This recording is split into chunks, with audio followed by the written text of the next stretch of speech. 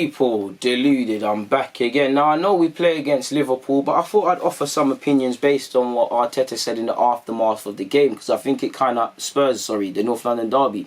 I think it kind of highlights some long-lasting frustrations Arteta's got. He said, in relation to conceding that quick equaliser, he said, the first goal in a big game, you know how important it is, and the percentages of winning when you have that. Just giving it away like this after it takes to break down a team like Spurs, it affects. But straight away we kept going, we kept trying, and we started to dominate to the last part of the first half. And in the second half we modified one or two things and started to attack them better, dominate them better, and win the ball back early. And I think that's all true, people. But all of this, the second part, he said in the second half and the end of the first half, Arteta, it breeded arrogance from our team and complacency. I'm not saying from Arteta, but from our players. They've really got some bad habits. And like he said, when you get that first goal, it is a massive advantage. But most importantly, the same energy you showed to get that goal, you've got to protect the lead. You can't give away chances this easily, like we did for Son's goal. Engineering our own problems, people. Son will never score an easier goal against Arsenal. In fact, Son's a bad boy footballer, but one thing he has struggled to do is actually score against Arsenal. He's dived against Arsenal, won penalties in that, but he's failed to score, and we played into their hands there, people. Like he said, we had a few moments when we had to defend deep, but when we had more control and everything was looking like we were gaining more momentum and getting close to the winning goal, we conceded the goal, and that was it, you know. No, but even that, Arteta, the warning signs were there. There was too much space with our back three. You know, our high line was starting to get caught out, and Kane and Moore were starting to exploit that. Mustafi's beginning to dive in. We're creeping into old habits, and we switched off for the corner.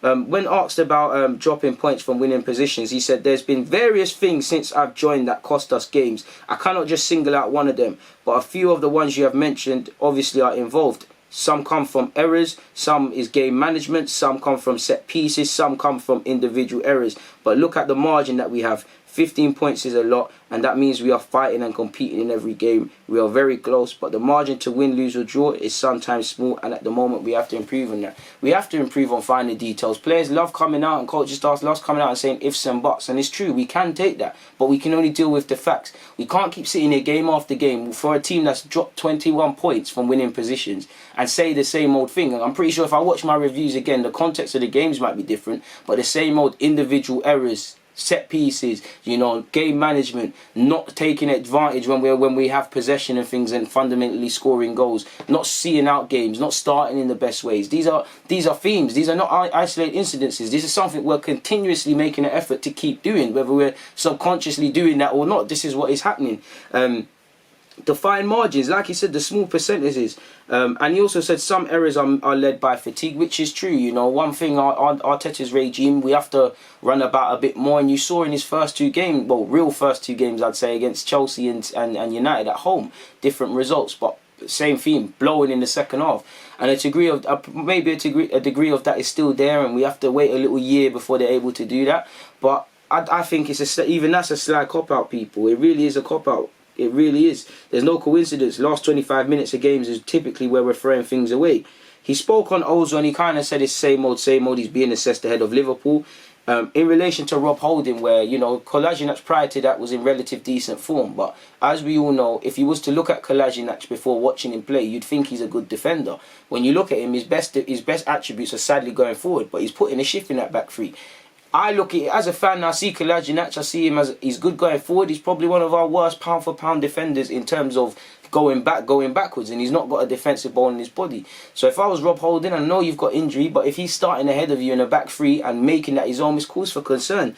And Arteta said on that, sometimes it's the position, sometimes it's the momentum of the players. When we don't concede in 3 or 4 games in a row, everything is really positive. Obviously, when you concede goals like today, why are we not playing someone else? Rob has done really well when we've demanded him to play, and he'll be ready to play when we demand him to do so, I'm sure. And I think Holding falls into that category with Torreira and Pepe to a lesser extent, the two former names I've said in that. I don't think Arteta really rates them, and I think if he could sell Pepe, he might. I think Torreira's made available, and I think Holding's made available.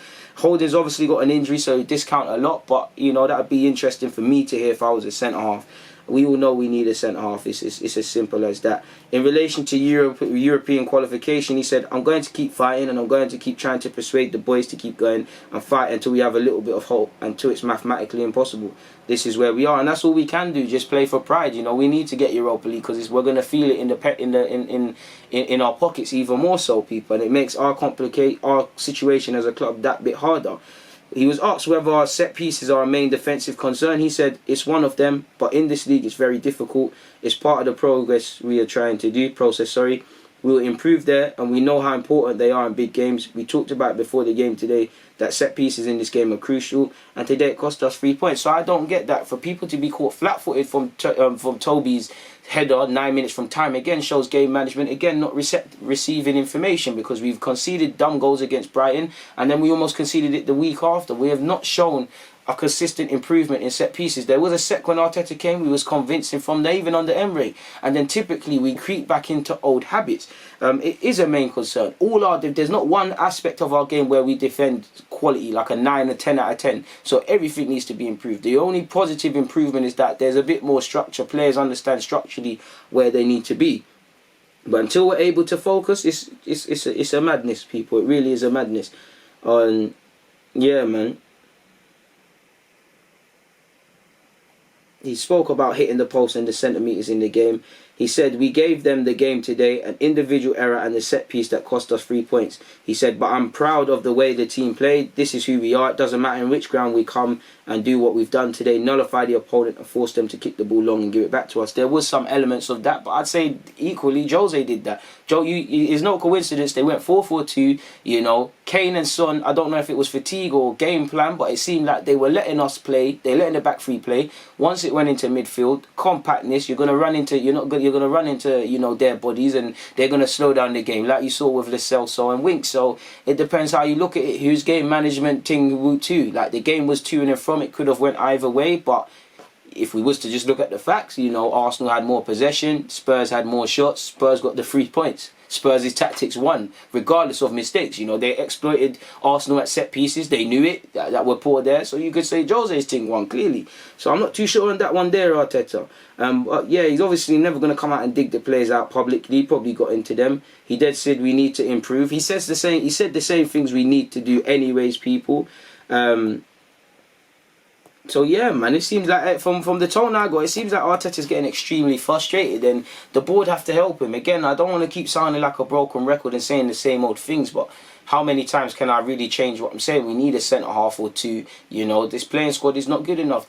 Fundamentally, the quality is not there. They've got bad habits, and even on some of these players, even on their best day, they're just simply not good enough. And I mean that in the nicest way. Like even if we have to go back with players that can be good enough, but they're not ready, we need to get rid of players that are mixed match, because some of these players played at the highest level, representing their team at the highest level, and they make mistakes that you'd expect Saka and Joe and all these young G's to make. It's disgraceful. But I've got nothing more to say on that, man, so let me get out of it. It's always a pleasure speaking with you guys. People, DG, I'm out.